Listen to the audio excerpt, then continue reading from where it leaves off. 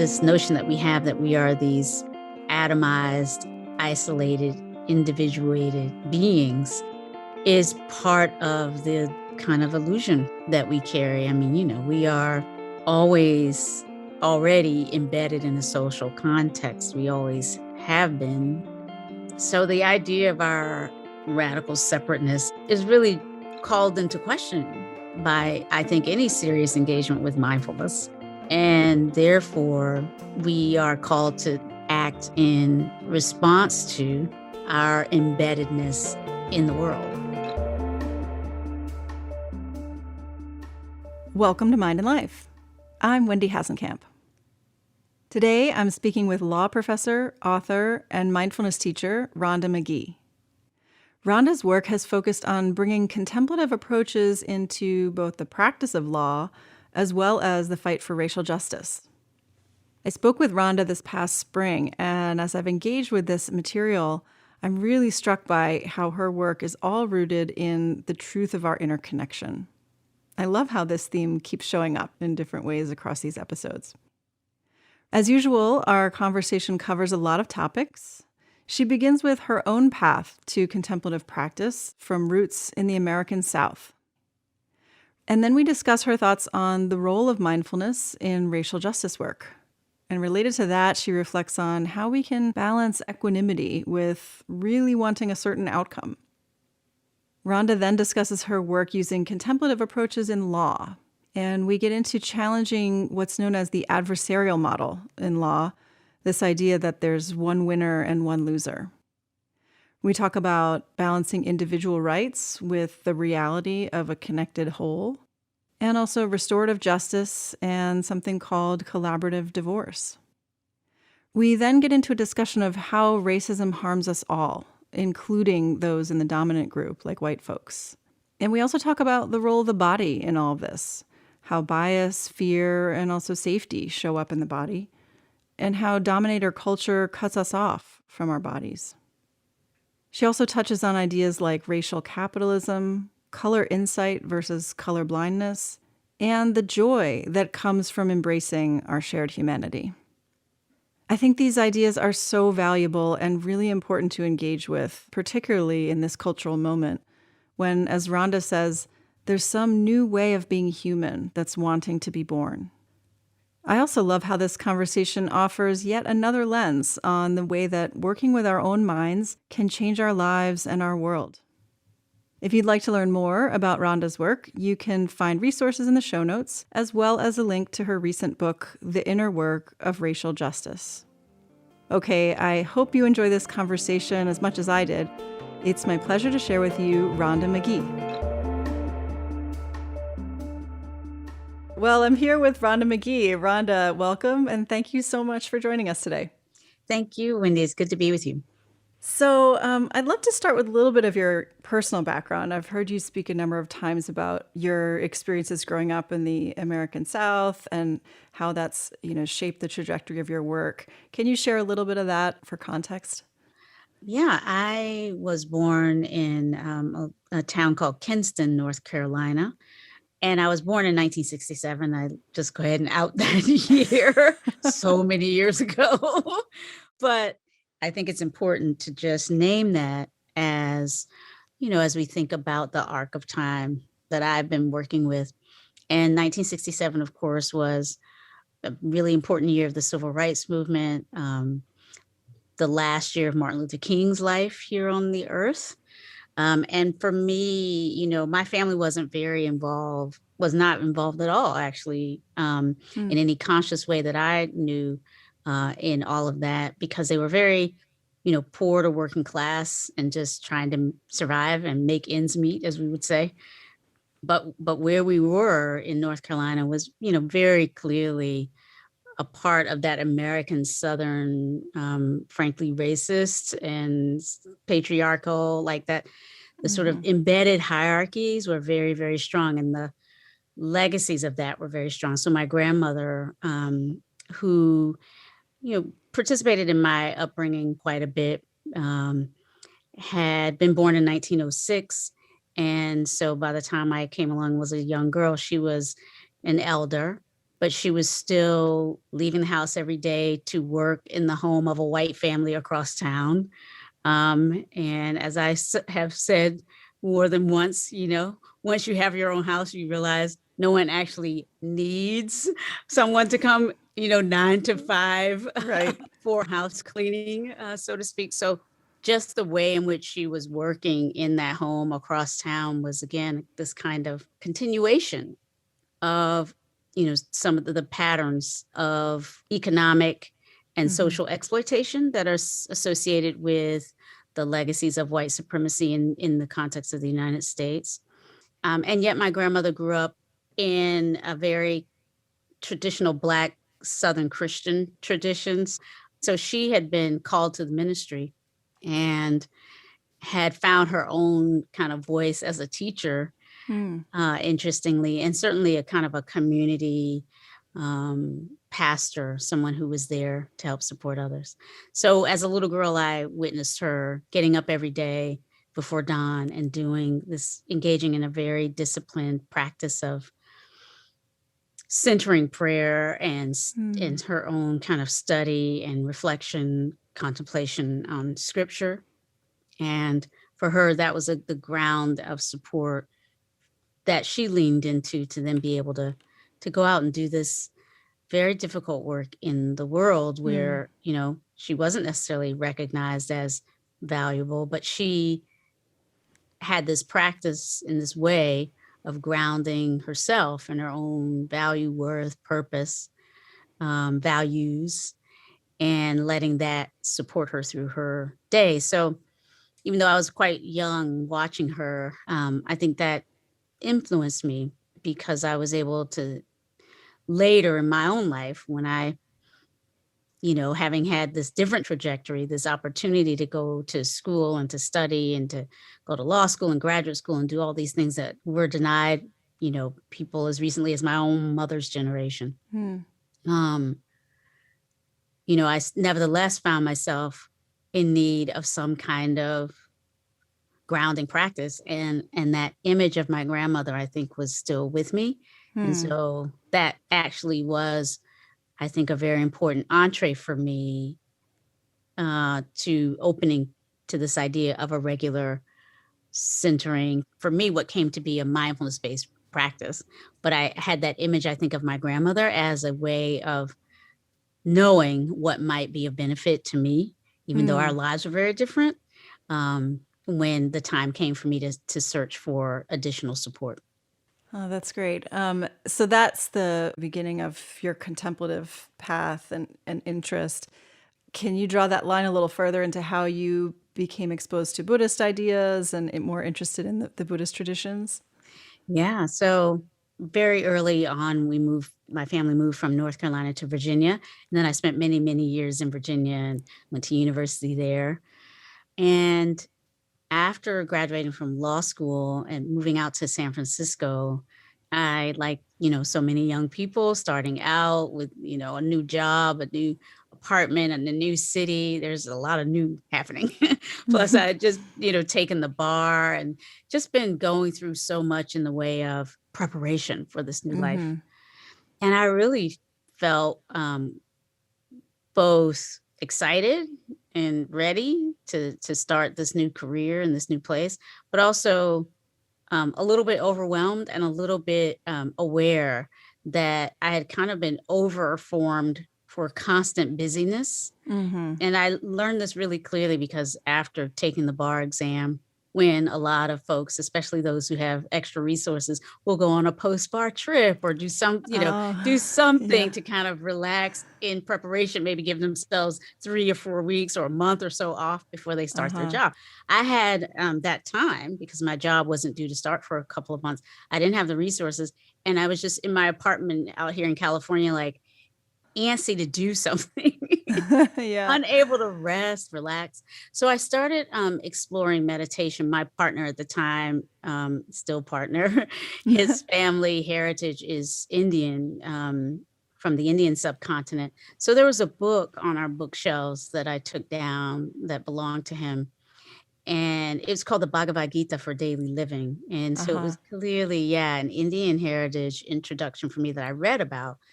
and found the description of meditation in that to be very evocative and inviting.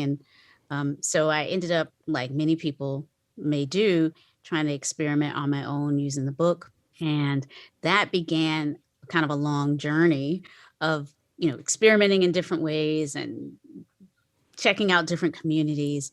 And it eventually led to me seeing a way of integrating this with my work as a law professor, because I was, at the same time exploring contemplative approaches to law and, frankly, even spiritual approaches to law. And I found this organization called, well, it became an organization, but it was a sitting group of law professors who were also interested in the same things.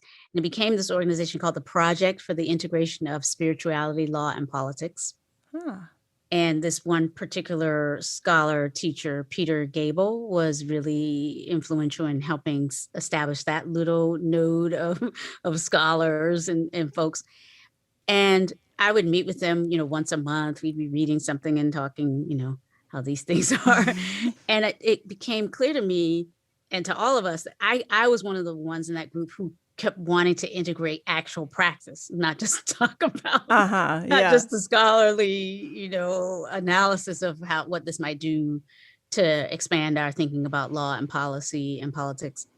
But I wanted to practice. And so someone hearing me in that group said, I think you might want to join the sitting lawyers. And I didn't know at that time that there was a group of meditating lawyers who were actually, it turns out, being supported and held and guided with resources through the Center for Contemplative Mind and Society. So this was a group of lawyers, a couple law professors, a judge or two, based here in the Bay Area. And the lead teacher was Norman Fisher, former abbot of the San Francisco Zen Center. He runs now this project called Everyday Zen. He's a prolific writer. And so Norman was then and still is holding this community, no more than maybe 12 of us at a time of all these years. I started sitting with them in 2004 or 5 or so. And that was when I really had a community of practice focused on Buddhist teachings to really allow me to then kind of settle into that particular modality. And that really led to kind of the commitment I have to being really a lifelong student of, the teachings of the Buddha and the practices that Buddhist practitioners and communities over the millennia have lovingly, experimented with, shared, drawn on, and offered. And so I feel very fortunate to now feel myself part of this, tradition of Buddhist practitioner, teacher, scholars. Wow, yeah, that's awesome. I want to come back in a little bit to the way that you've integrated contemplative practice into your law work. But first, maybe we can speak a bit more broadly. You've done a lot of your work around integrating mindfulness with racial justice and equity work. And I feel like, maybe over the last 10 years, as mindfulness has really become popularized in the States, certainly in Western society in general, it's been often criticized as kind of this navel-gazing, self-focused opium of the elite, just for privileged folks. So we hear these critiques, and in many ways, those are valid. But I feel like your work really brings this into a much more engaged space, and there's a kind of a whole movement known as engaged Buddhism, bringing this work more into real-world impact. So can you share how the practice of mindfulness can help in the struggle for racial justice? Yeah. Well, it's a big topic. And yes, I could certainly, share some of the ways I think about that. I think, first of all, you allude to the criticism that we often hear about mindfulness being, overly centered on the individual and not perhaps as often presented as a support for our engagement in the world, our social engagement, and frankly, the dynamics around power and the abuses of power that lead to what those of us in social justice work sometimes call surplus suffering, right? The extra suffering, which any one of us might experience because of our mental habits and patterns, but the actual kind of physical material deprivations, exploitations, oppressions that flow from the way we've organized our societies, our communities, institutions in them. So, I think part of it is just recognizing the ways that mindfulness in actual practice, in fact, and apparently, according to early Buddhist scholars, in actual early teachings, has always been about not just inner experience and, building our own capacity to know our own minds and habits and patterns, and to kind of be more skillful in terms of how we act in the world as a result of that.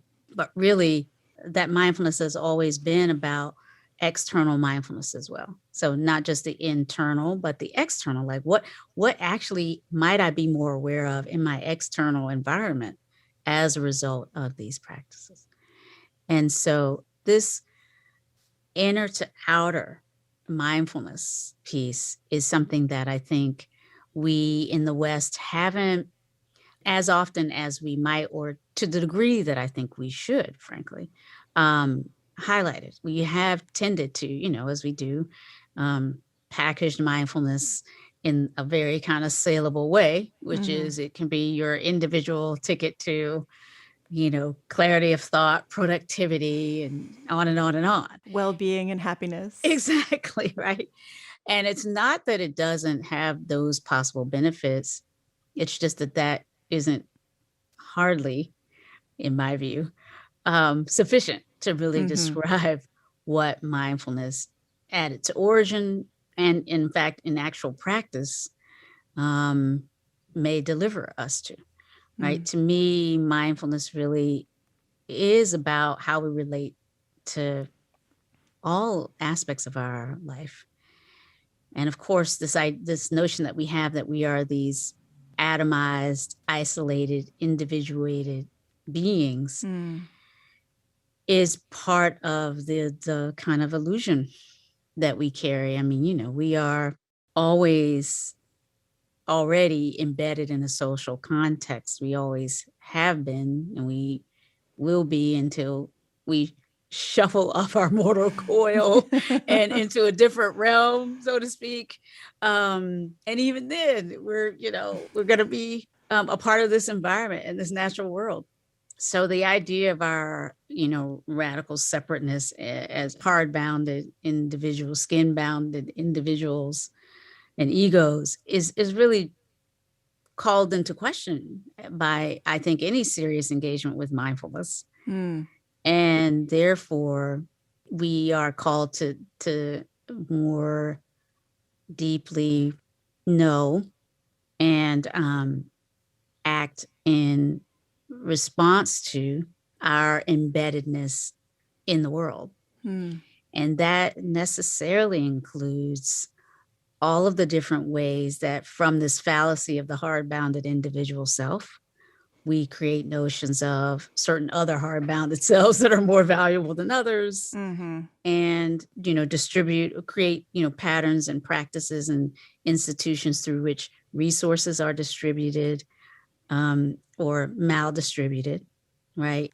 Unevenly distributed, including the resources simply to survive and thrive. And for me, the ethics of the practices of mindfulness are central to what it is that this is all about. So in a nutshell, seeking to minimize harm, starting with myself, but not only for myself, invites this inquiry. Okay, well then how might my own particular way of being in the world show me something about surplus suffering, suffering that's being, again, unevenly distributed in my time, that I might have some responsibility to help alleviate, right? And if I'm able to whatever degree I can do that, perhaps also there might be an opportunity to help others do that work of becoming more aware of this surplus suffering and becoming more aware of our potential ethical responsibilities with regard to that. So yeah, to me, this racial aspect of that is just one aspect of many different ways we could be looking at identity-based harm, the harm that flows from all of the different ways that we embed these notions of meaning and value and purpose based on how we look, what is made in our time and place of our heritage, our lineage, our people, and their value in culture. And so this is all very context specific, of course.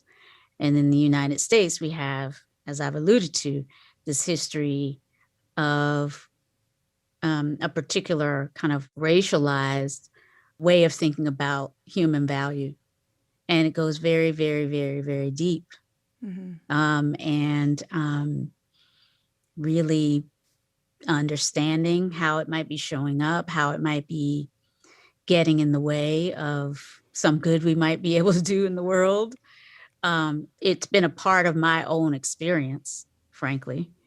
And again, because I feel that mindfulness really is inviting us to start where we are, to start with our own experience and to try to understand that just a little bit better with humility, right? Because it's so easy to be in a trap of, our own creation about what we think we know and who we think we are.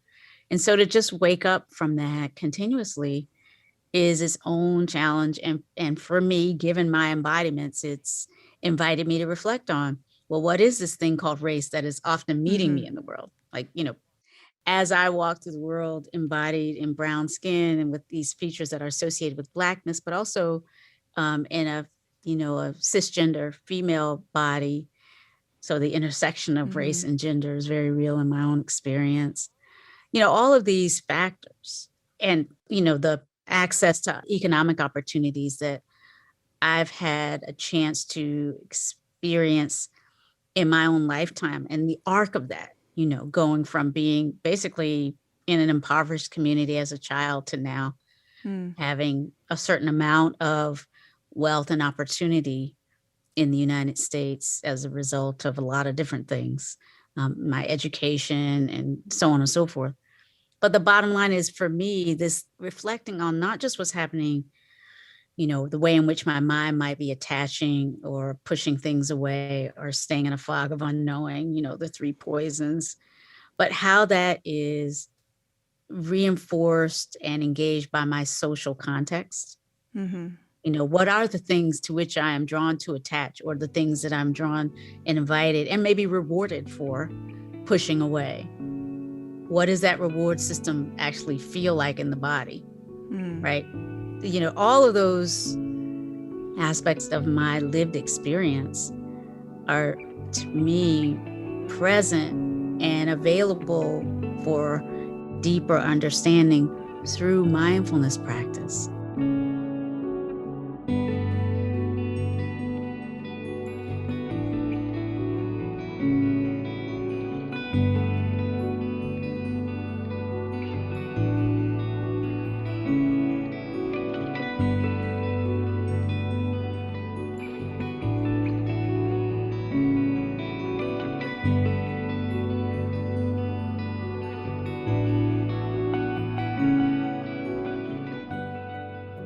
A lot of what you were just saying around these ideas of Buddhist perspectives on attachment, moving away from attachment and self as a construct and the reality of ourselves being more fluid and identity and all these things. I'm wondering how you personally work with that in the context of the fight for social justice or racial justice or equity. It feels like it could be very easy to become attached to an outcome, to a particular outcome or have that motivation, right? And there's a lot in it that's about identity and how that shows up in the world. So how do you play with those, the kind of the fluidity of that and the reality of that? Yeah. Yeah, it's a good question. Well, I mean, to me, this question of what is equity and what is justice, and, being open to deep inquiry around that and not getting stuck. That's one of the teachings of the Buddha that stays with me. How do you cross that flood of the river of our experiences? By not getting stuck, right?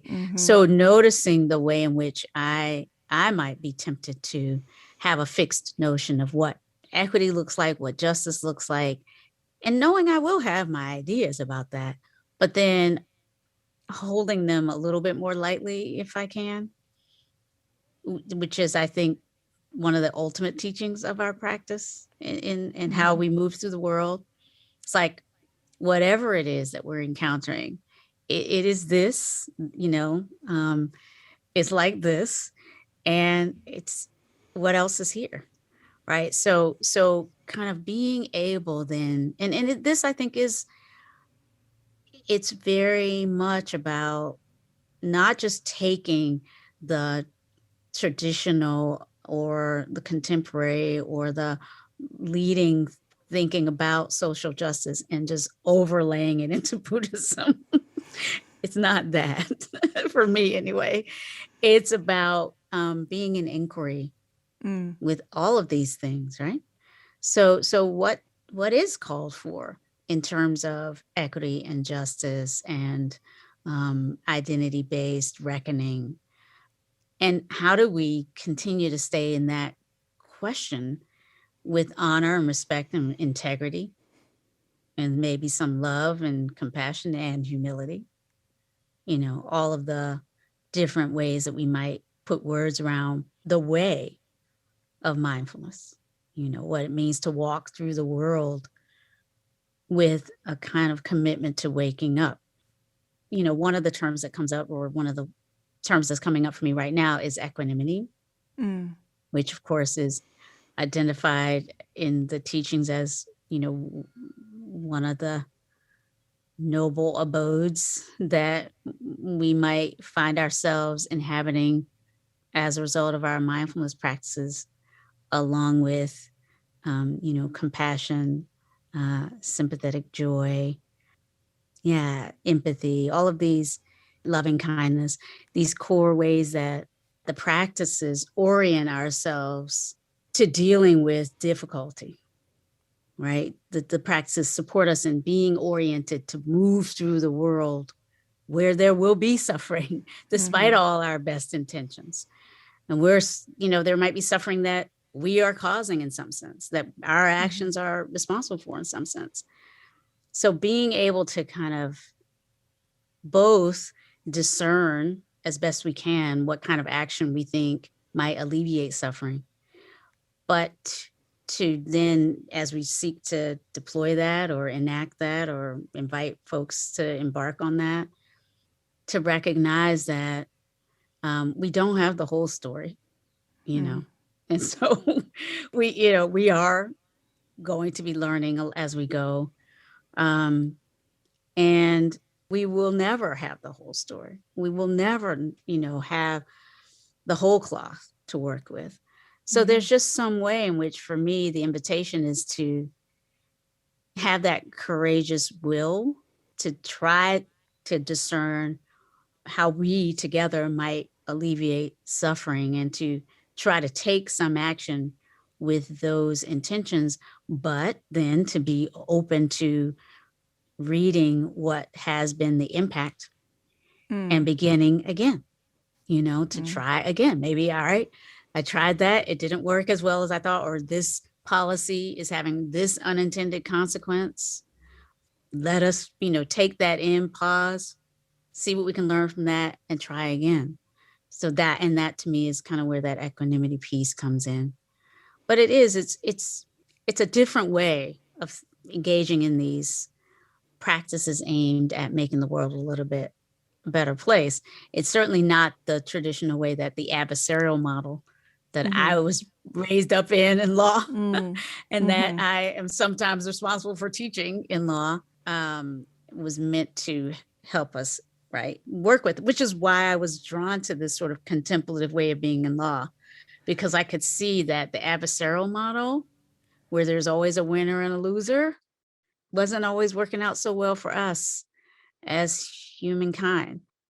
And not only that, but that the embedded in the adversarial model was this deep reinforcement of the idea of the isolated, atomized, hyper individual with rights that you can't tread on, and all of that, Mm. which is beautiful legacy of the Enlightenment period. I'm glad we got all of that straight, and the notion of human rights is important. But today, real questions have emerged about some of the, again, unintended consequences of hyper individuated notions of rights and Mm. responsibilities, and how we do justice in light of all of that. Mm. And that's where the contemplative approach to law comes in. It's like wanting to understand and be in the space of the this and that of rights-based discourse.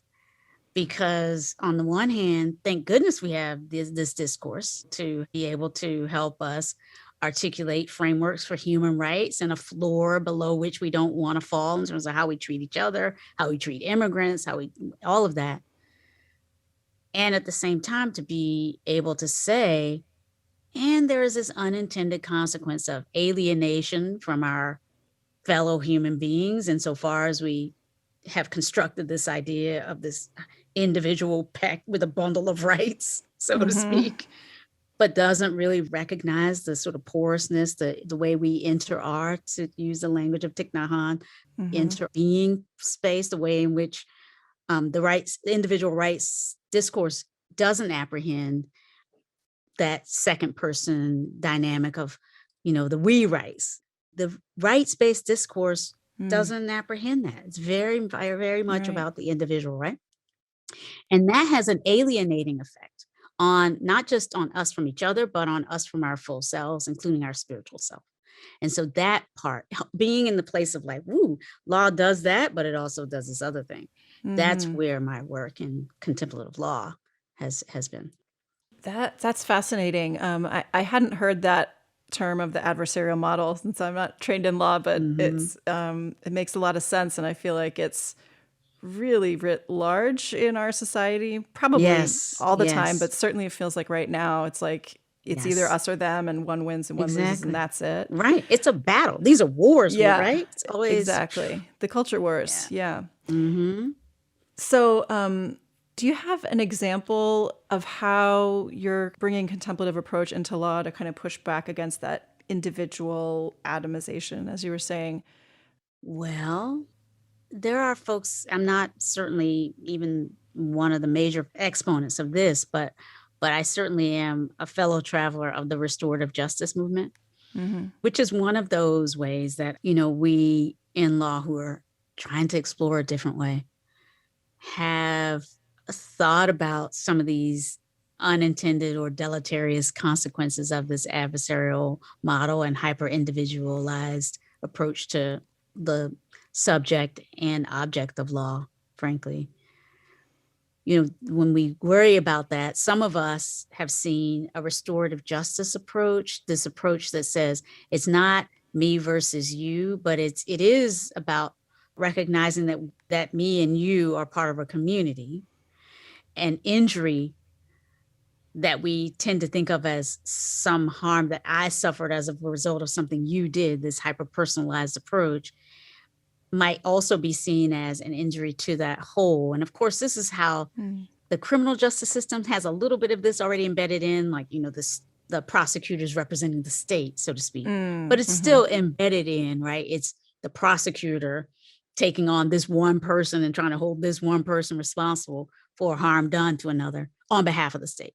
But the restorative justice upends that by saying, really, what we'd like to enact are places and spaces where we can respond to injury, first of all, conceptualize it as an injury to that pre-existing whole community.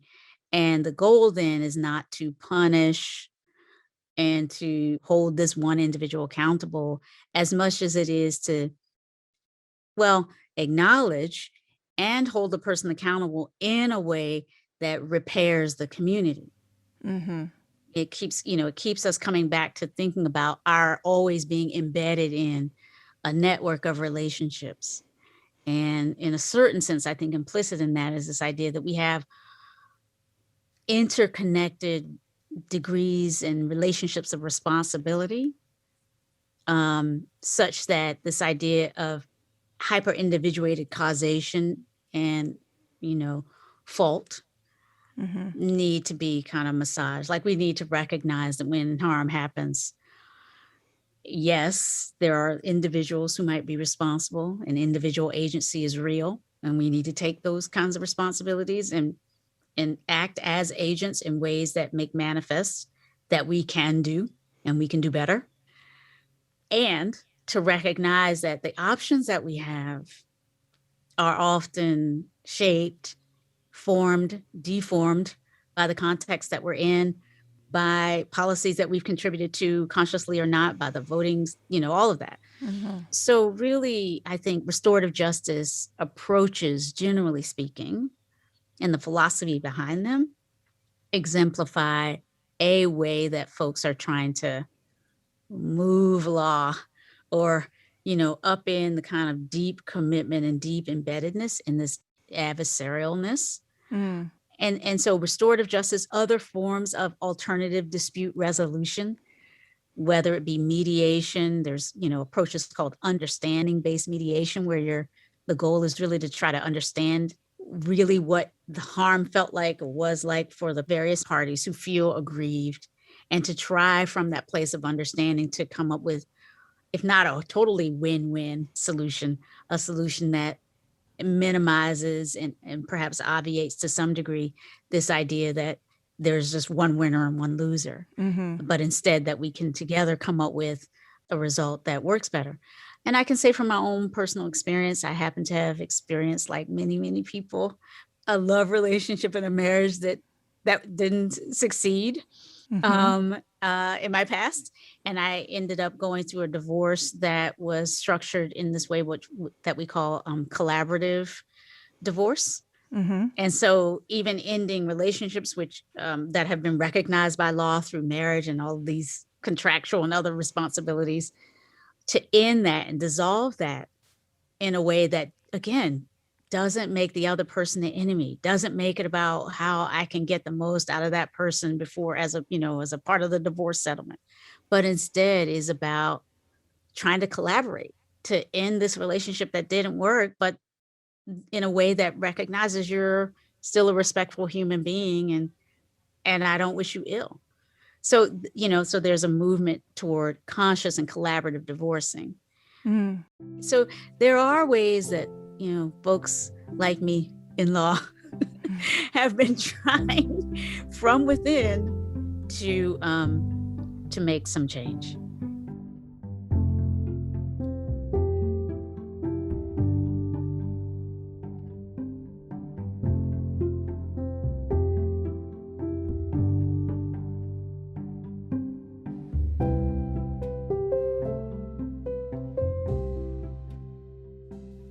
So this is kind of making me think of your definition of racial justice. It seems related. Mm-hmm. You've defined it as love in action for the alleviation of racism and its harms against us all.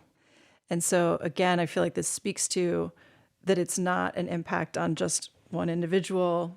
It's absolutely a collective experience. So can you say a little more about the harms that racism has caused against all parts of society? I feel like for white folks, especially historically, I think it was probably pretty common to not see racism as a problem for white people because it wasn't directly impacting them theoretically. So, Exactly. yeah, can you share more on that? Yeah, and I thank you for raising this up.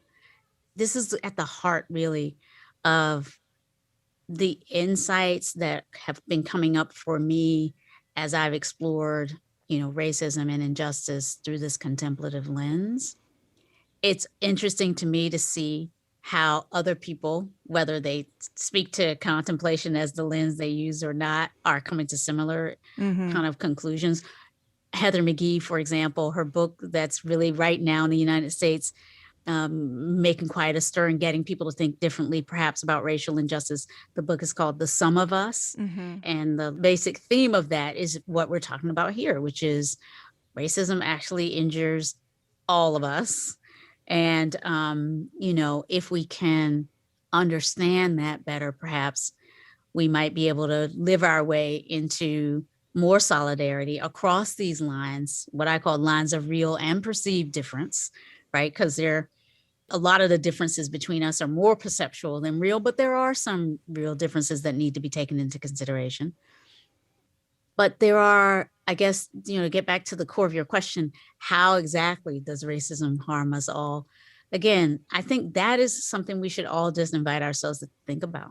In the United States, we should and might see so many ways that the recent rise in the appeals to racism and to white nationalism, how that has been used successfully to divide the population, to reinforce narratives of fear and grievance based on this idea and ideology of race and racism, that have gotten in the way of so many good things that we could have.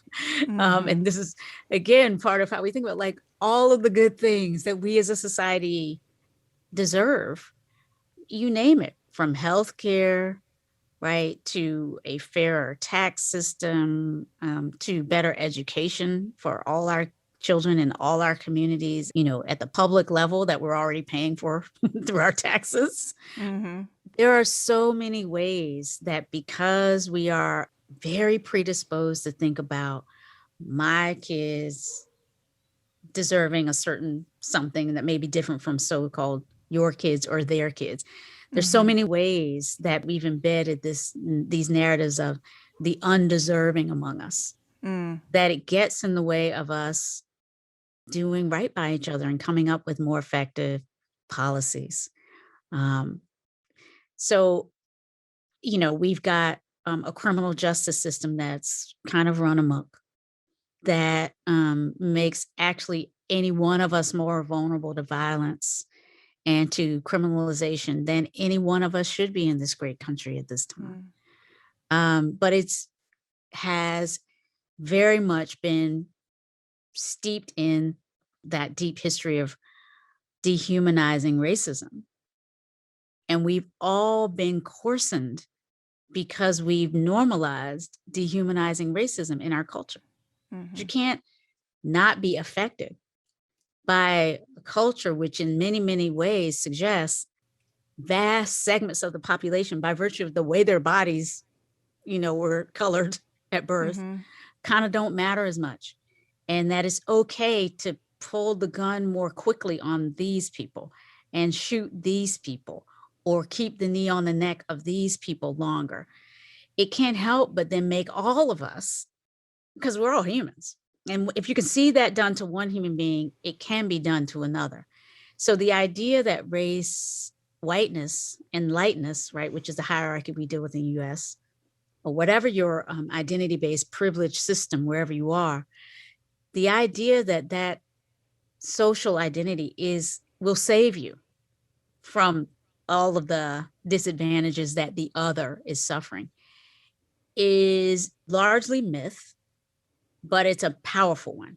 And I say it's largely myth because if you search, you will find, as I have done and found, examples of, for example, white men who have been suffocated by police, right? Impoverished people of all backgrounds facing inadequate health care and economic ruin and climate distress of all backgrounds. But that narrative of racism makes it hard for us to make common cause and to address climate change and to address healthcare for all and to minimize weapons in our lifetime, right? In the vulnerability we are all facing in the United States to gun violence, right? Because we're got a narrative of there is that other that we all have to be afraid of. And so therefore we all need to cuss. So there are just countless ways, if we think about it, that racism really makes all of us more vulnerable. Yet we are tempted to take the bait. And I say we, those who are privileged, those who are either white or have affinities to whiteness and are associated with whiteness, right? Because it's not only white people who get privileges under this system of preferences for whites. It's whites and those with affinities that make us, in some sense, available to be treated almost like whites. So it's complicated. And that is something we need to recognize as well, that gets underappreciated in the dominant narratives about racial justice and how to do racial equity. It's not as simple as, white bodies are privileged and everybody else is, disadvantaged. And that's where I think contemplation can help us understand and unpack how this is operating. And I think we need that extra level of spacious contemplation for these times, because it's so much more complicated than is obvious. But if you just stop and realize it's so obvious that those who are racially privileged in whatever way are tempted to take the bait of, if I just don't make too many waves, my people will be okay, which doesn't really ever protect us. Look at January 6th. You can't find for example, in the United States, right? This is all U.S. centered. So apologies to those who are not in the U.S. But on January 6th, we had basically a race riot. The data is telling us at the Capitol. Many of the people who were there were racially aggrieved, and they were feeling that the studies are now showing us the complaint that unified more of the people there was not that they were impoverished. They were mostly middle class or upper class, white racialized people living in communities that were suffering demographic changes and leaving folks feeling that they might be somehow displaced, right?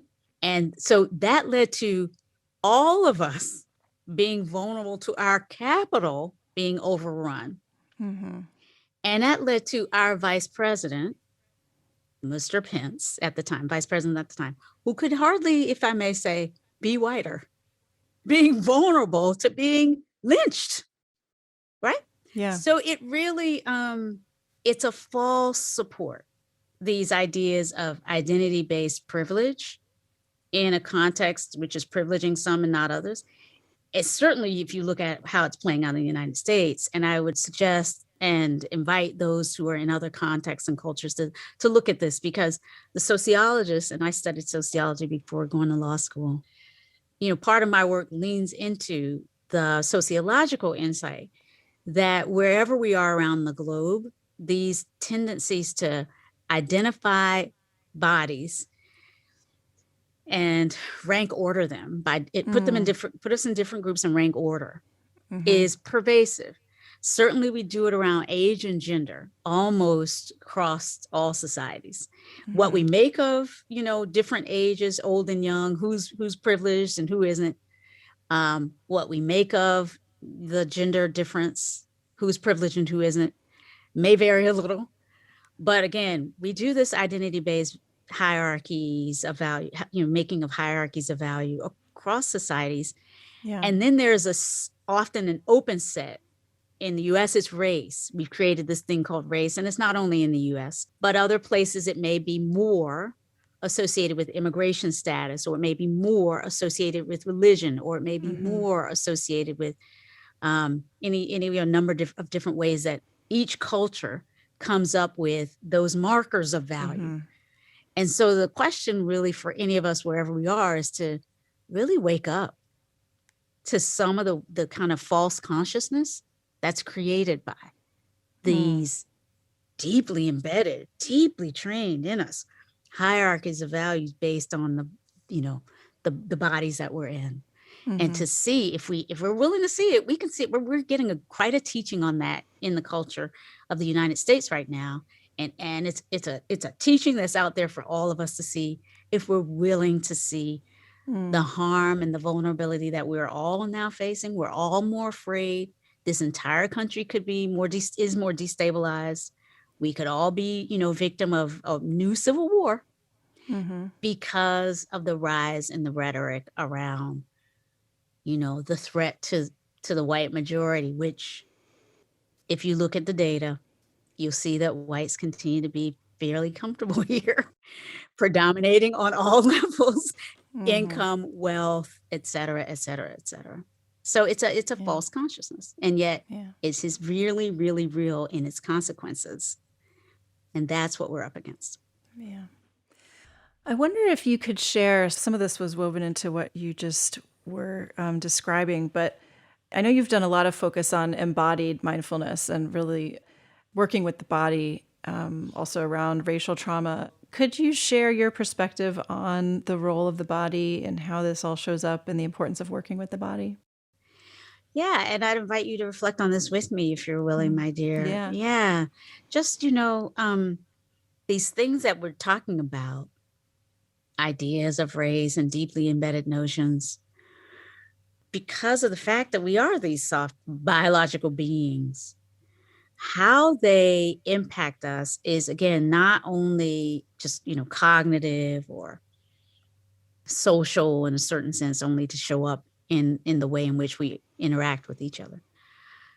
But if we're willing to reflect on it, we will see that these imprints, these stories, these ideas of whom to fear, like who we can fear, who around whom we're safe, they impact us, right? In certain neighborhoods, we might feel ourselves relaxing because we have the sense that we're around people who are more like us. Or in certain other neighborhoods, feel a little bit more like maybe we should be looking over our shoulder because it happens to be, populated by a different kind of diversity. And again, the inquiry piece is, let's look into our own experience.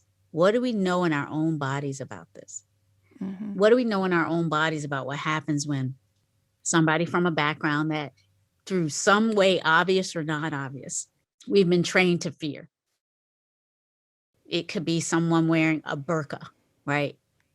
Which in the United States right now, there have been these in the last, since 9/11, if not before, certainly, we've gradually increased the way in which we have been trained or to think about folks from the Middle East through narratives of fear and potential terrorism and all of that.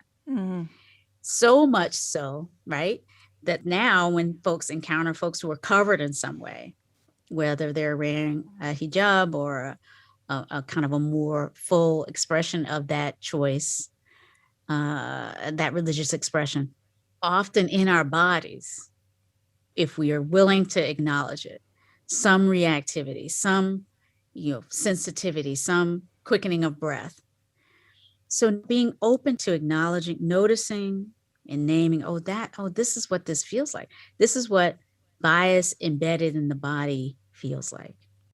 And to try and recognize that with as little shame as possible, because, often these lessons we have about, against whom we should direct our fear and all of that, we didn't invite these lessons, right? We haven't invited these trainings. They have just been served up to us. Yeah. Often, right? Constantly, very subtly in movies and this and that.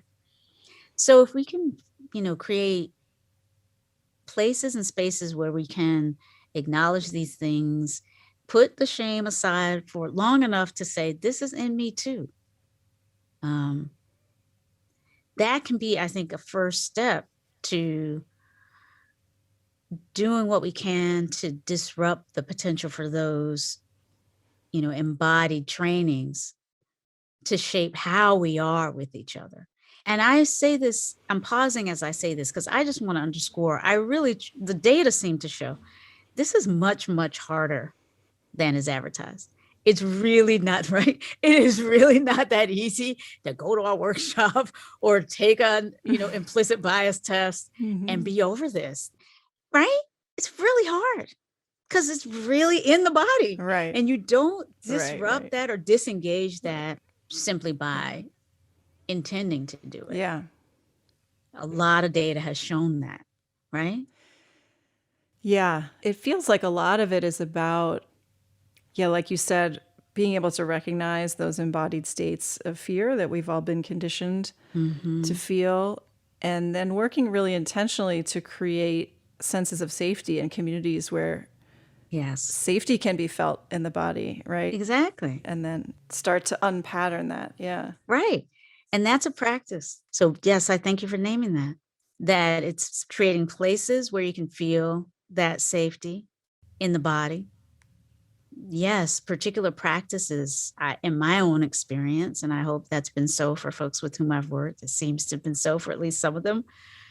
There are ways that we can practice together that can give us that sense of dysregulated, down regulation when we're feeling ourselves, feeling that anxiety, that fear.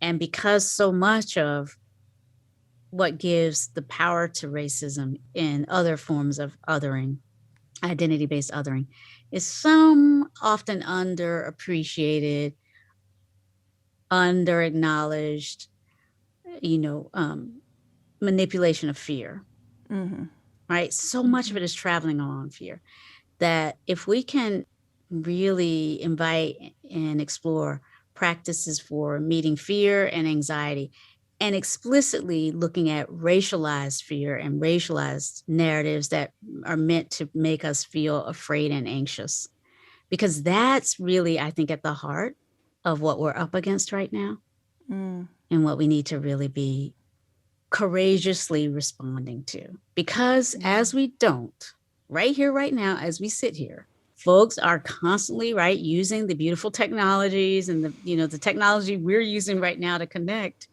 is being used by others with a very different intention to divide, to reinforce fear. And it's so effective, Wendy, that whereas some years ago it used to be, you had to be willing to go off somewhere into the forest and put on an outfit and do this and that. Now you can literally just be sitting right with your loved ones and being radicalized Yeah. by sitting on your device. Yeah. And it is happening. It is disrupting all of our neighborhoods, even right here in San Francisco. There has been a clear rise in which, the feeling of some of us in this community are afraid of others in this community. And nothing really has changed except the way in which we're getting fed these messages of fear. So it is real. Yeah.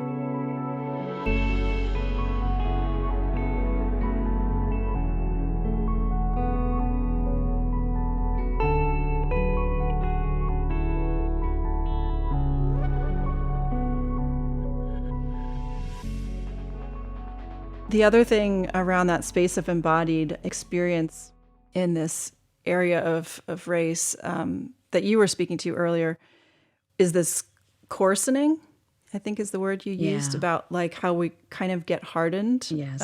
by being exposed to this. Yes. And I think that's something for me that particularly this year, as I've dug in a lot more to a lot of this work after George Floyd, and just, I thought I was an open, compassionate person that was able to feel and sense, the suffering of other people and injustices, and just realizing how much I have been cut off from my body and these experiences of pain, and especially like my own complicity and the just understanding and knowledge and taking in of the information around the suffering and oppression and injustices that are happening. I think that's also, at least speaking personally, been a real eye-opener about how much that is a part of whiteness, and going way back into European lineage, for a lot of reasons. Yes.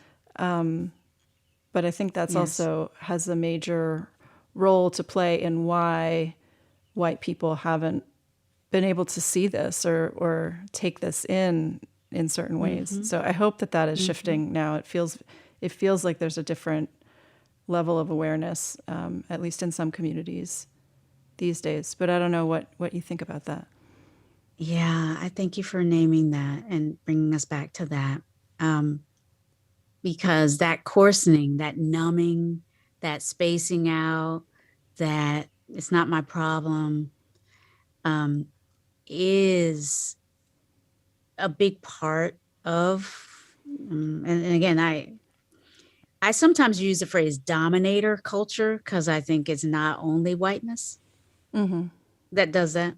And we're talking about race, so we're wanting to look at what whiteness does. But again, remembering that not only white bodies get trained in whiteness, Right. okay? It's really these patterns of domination that are the success culture of our time and place.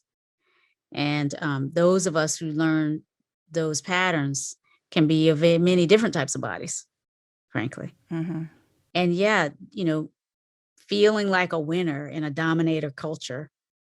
I mean, the question is, what does that actually feel like? One aspect of that, at least in my own experience, I think, is this invitation to not be vulnerable, to ever be vulnerability is for somebody else. If I am succeeding and if I am, winning on the terms of this culture, then I don't have to feel. And we're getting a hyper lesson on this right now because even as you mentioned, on the one hand, in this post George Floyd killing reckoning era, we're looking at the way that whiteness is a real feature of this numbing, this distancing, this coarsening of our hearts to each other's suffering. At the same time, in the same era, we've been witnessing the other training, which is never apologize, never, admit that you're responsible or might be a part of anybody else's problem or even your own. I mean, even right. So that's to me what is so poignant about this time is that we're immersed in a real battle for almost our souls, right? And this is more than just some political narrative about what's going on. We really are. I mean, because on the one hand, to the degree we want to feel more and empathize and have compassion, there's a ready narrative over here that, that is what we should be defending against. How dare somebody make us feel anything? I mean, I think this is part of what those who are using this, what I think is an awful term, social justice porn is about, right? There's this way in which people recognize that we could care for each other more if we're willing to pause and reflect and open our hearts. And there's a resistance to that. Yeah. Right? Yeah. But I do think that this contemplative inquiry around racial justice, if we're willing to engage it. So I always invite, starting with, where are we? How open are we to this?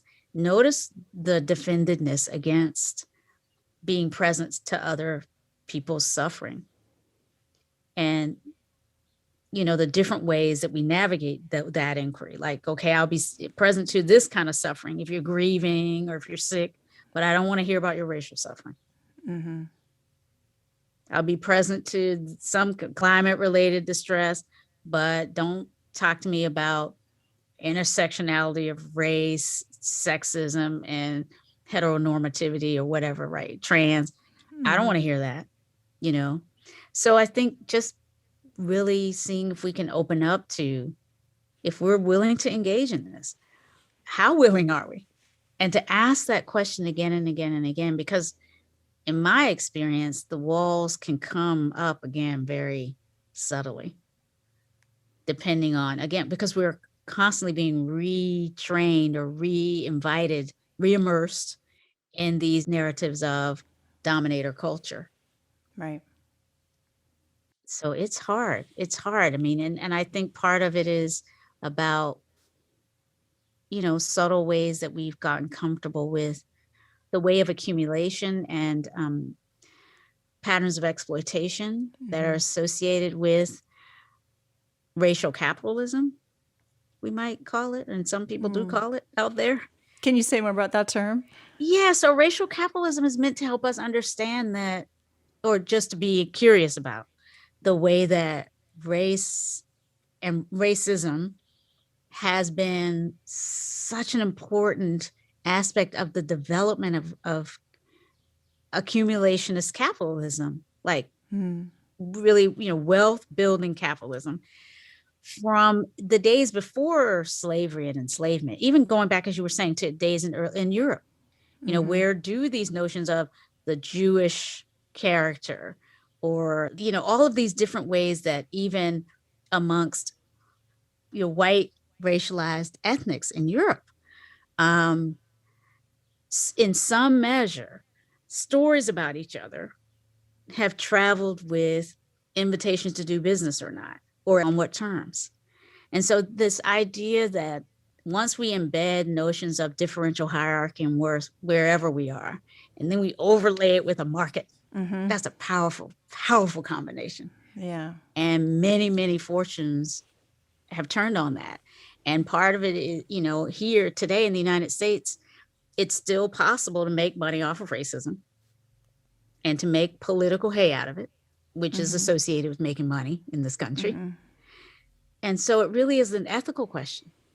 To me, we are called to choose very clearly if we're going to live with a capitalist system, which is less regulated around some of these things than it could be, then we have to self-regulate. We have to be more aware of the way that racism might be one of the reasons why I might be getting a higher salary, or he or she might be getting a higher salary than this other person.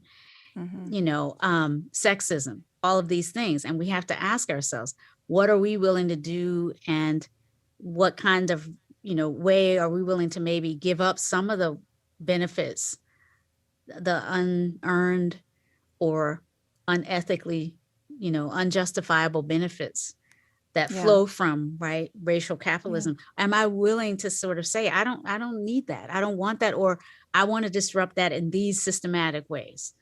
And the ways to do that are not necessarily obvious or easy, and they require us constantly tinkering with policy, maybe, because I'm not speaking here about any revolution. It is about just saying, how do we want to live? How do we want to live more ethically? How do we want to, as best we can, disrupt some of the ways that unearned racial privilege is running through the markets that are determining the value of our homes, the value of our educations, the value of our, on and on and on. And it's a lot to try to turn toward, but it starts with waking up in the ways that we've been talking about. Just noticing, how is it in me? And how might I need to keep some part of my commitment to studying and learning devoted to these things that I might not be being paid to study, how racism is showing up in contemporary society. But if I am concerned about inequity and injustice and racism, and if we're not concerned about it right now, I feel that we are missing an opportunity, a real opportunity of this time. Because I feel it just feels like we are called to really wake up to the legacies of racism today. But it's a very individual call. And you and I both know many of us get by without doing this work. Yeah. And this is, some of us have to do the work and we'll do it. And so here we are, at least creating the space for all of us to think about what's our personal commitment to doing our work and staying engaged, even though we know we'll be tempted to, maybe rewarded for turning away from this work.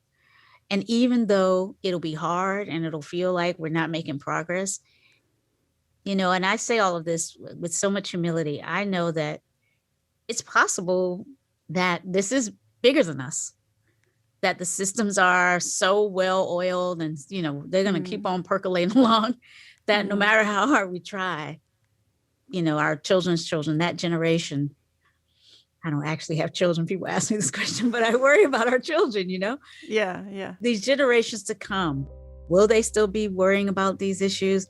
I really wish that we could predict that wouldn't be so, but if history be any guide, it's really, really hard for us to upend this. And this is why. It's because it's so persistent that we have to do what we can.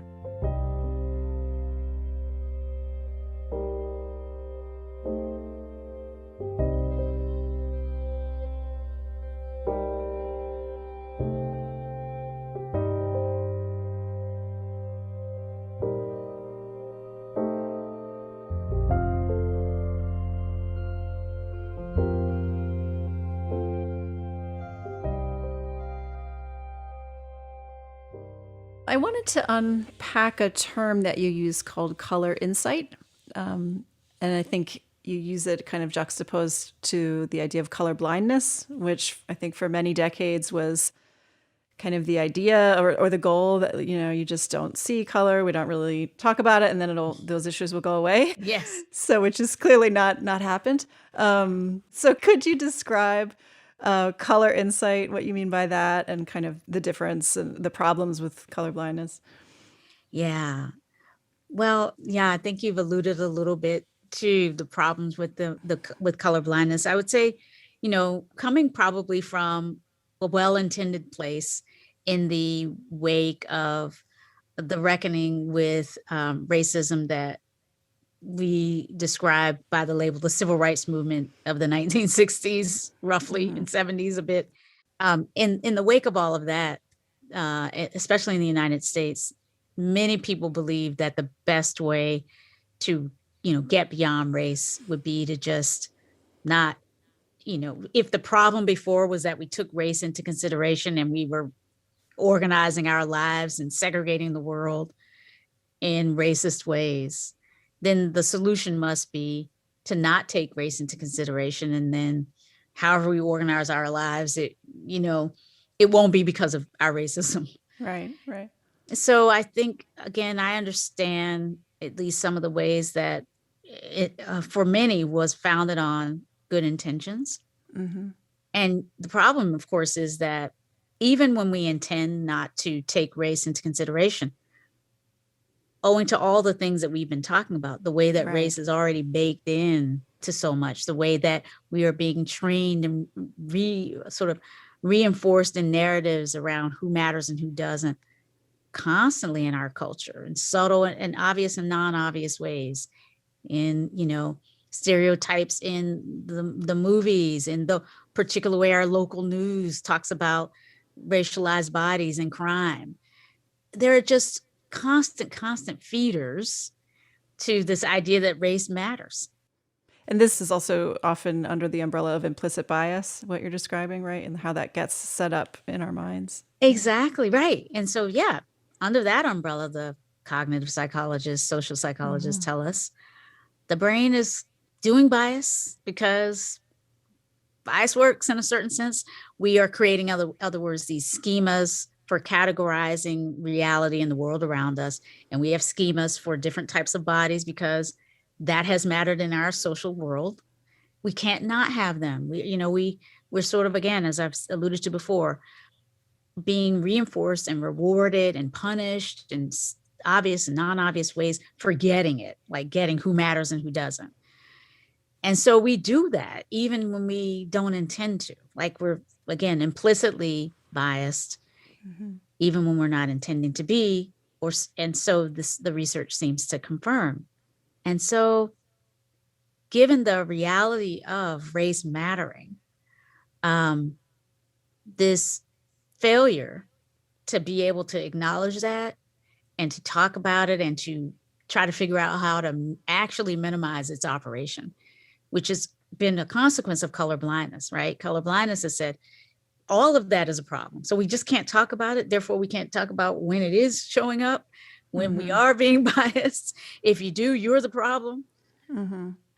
So many of us, looking at the data on that, the data that reveal that even those who intend and say they're not biased act in ways that reflect bias, through various measures and research findings that's been replicated again and again and again. That called forth that, plus our own lived experience, right? We've all witnessed folks saying, I'm not biased, and doing things that seem to reflect it.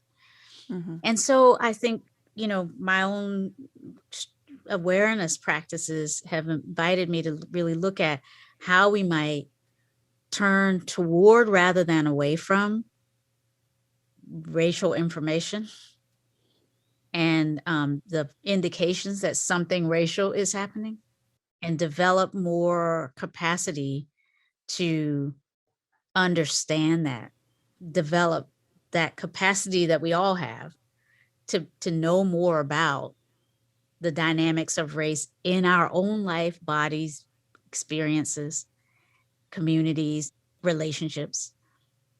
And from that place of having that courageous will to engage and will to know, then develop that ability to work across our different experiences, mine and my body, yours and yours, but working together, having some interpersonal commitment around this, because so much of the data show we need each other to really see, the places where we can't see around all of this. And then finally, the fourth piece for me is from that place of, strengthening our will to see, to know, to interact in ways that unpack even more. And then from all of that, to really engage in whatever efforts we might engage in together to change the world, to minimize the likelihood that, next year's folks who interact, the next year's interactions that you and I have will be, filled with just the same content. Maybe there'll be new content around race and racism because it keeps coming. But at least we'll be really working with it and deepening our ability. And that to me is what I'm just pointing toward things like that when I use the word color insight, because it is just a term. Yeah. Thank you. Well, as we wrap up, I'm wondering whether you have any kind of stepping back from all of your work and experiences, any big picture take homes for our listeners from your perspective. Well, I think that the only one other thing I would just say, because I don't think we've talked about it enough, is how much in my own experience, we've kind of been sold this bill of goods that suggests that somehow we're protected by staying in our own lane and with our own kind. And it can seem risky to do this work of trying to get to know each other across race and trying to upend racism together. And we've all been hurt and wounded. We've tried something, it's been misinterpreted. We've decided maybe it's not worth the effort. To me, there's like a lot of joy and a lot of like actual human loving, experience that we're missing. And that's my why, really. I'm not pretending I'm in this from some like, deep ethical moral ground that isn't also about, a kind of desire for more joy in my life. And I just happen to know that human beings are fortunate. We can connect, we can care about each other, we can learn from each other, no matter our background, if we're open to it. And so I just sort of feel like we've all suffered enough, actually. And at this point, it seems most of us, if we're fortunate enough to be able to be reflecting together in this way, probably have much more ability to kind of let go some of the ways we've held to what we need and what it means for us to be safe, respected, and comfortable, and open up to a little bit of maybe comfort with discomfort, or willingness to sort of, be present to the other realities out there, the experiences of people who don't look like us. And from that, to grow and to help enact, like help live our way into whatever wants to be born. Because I'm convinced there's some new way of being human that is wanting to be born in this post-coronavirus, if we ever get there, period. Like there's just, it seems to me, we've become radically reawakened to our interconnectedness across the globe, and our, and our vulnerability. And we can be tempted in the face of that to withdraw and to go into places of fear and anxiety and anger. But there's another way. And that other way, I think, is something that we're right on the cusp of actually finding our way into. And if we just have the courage, and if we can just be open to experimenting with being together in this different way, we will know from the experience that it's worth it. And that all of the fear and the anger, anxiety, and all of that, was just a kind of a barrier to what our experience in the world right now is wanting us to really be able to appreciate about life itself. May it be so. Thank you so much. Yeah. Thank you. This has been really so nourishing and rich, and you've been really generous with your time. So I want to thank you very much, and for all the work that you're doing in the world. This is such important work, and thanks for sharing your wisdom with us today.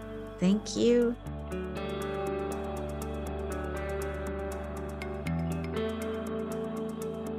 This episode was edited and produced by me and Phil Walker. Music on the show is from Blue Dot Sessions and Universal. Show notes and resources for this and other episodes can be found at podcast.mindandlife.org. If you enjoyed this episode, please rate and review us on Apple Podcasts and share it with a friend. If something in this conversation sparked insight for you, we'd love to know about it. You can send an email or voice memo to podcast@mindandlife.org.